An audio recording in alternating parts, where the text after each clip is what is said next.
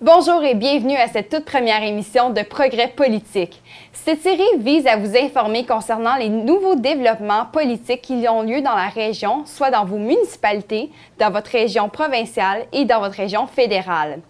Donc aujourd'hui, je suis avec Stéphane Sarrazin, le député qui nous représente au niveau de Glengarry Prescott Russell à l'Ontario. Donc bonjour, M. Sarrazin, ça va bien? Bonjour, ça va super bien. Bonjour. Est-ce que vous pourriez nous expliquer d'abord quels sont vos titres? Qu'est-ce que vous faites à la Chambre du gouvernement? Absolument. J'ai été élu en 2022. Donc, je fais partie du gouvernement qui est au pouvoir, donc le gouvernement conservateur de l'Ontario. Puis, moi, je suis député pour la circonscription de Glengarry Prescott Russell.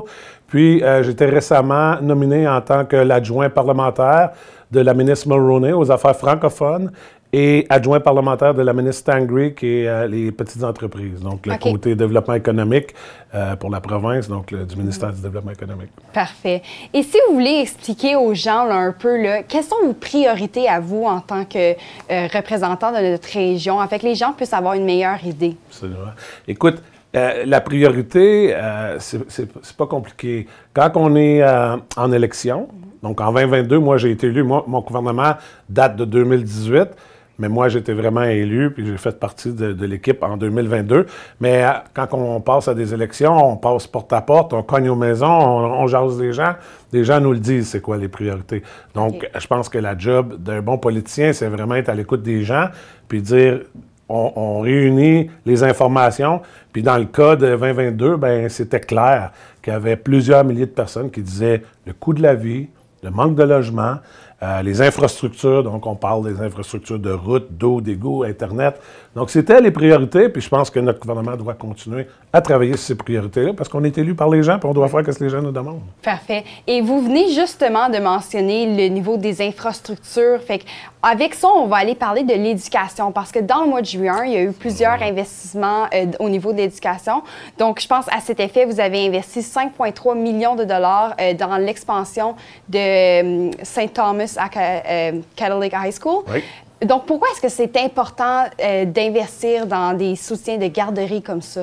Bien, je pense que c'est important parce que, écoute, on a une belle croissance résidentielle en Ontario. On est rendu une des provinces la plus forte économiquement du Canada. Veut dire, c'est pas, on est 16 millions, puis il y a 30 quelques millions de personnes au Canada. Donc, on représente pratiquement la moitié de la population du Canada. Donc, ça, la croissance, de voir des gens venir s'établir en Ontario parce qu'ils choisissent cette province, parce qu'ils croient qu'on fait bien les choses, puis qu'il y a une chance, il y a une opportunité pour tout le monde, autant du côté entrepreneurial ou d'être un résident.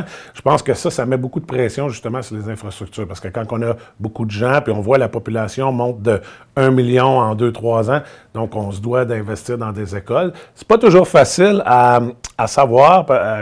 où qu'on investit, parce qu'il y a tellement un changement de démographie. Okay. Si je peux donner un exemple, il y a quelques années, il y avait une petite école à Wendover, il y a 10-12 ans, qui avait 25 élèves qui étaient sur le point de fermer, puis aujourd'hui, il y a 300 élèves. Oui. Donc, c'est vraiment de regarder ça comme il faut, puis essayer de projeter par rapport à la croissance. Puis, mais on a eu, oui, des bels investissements dans la région cette année, puis on se doit de continuer. Parce que justement, cet investissement-là que vous avez fait à cette école-là, c'est pour augmenter les services de garderie. Je pense qu'il y a 230 places qui vont être ajoutées.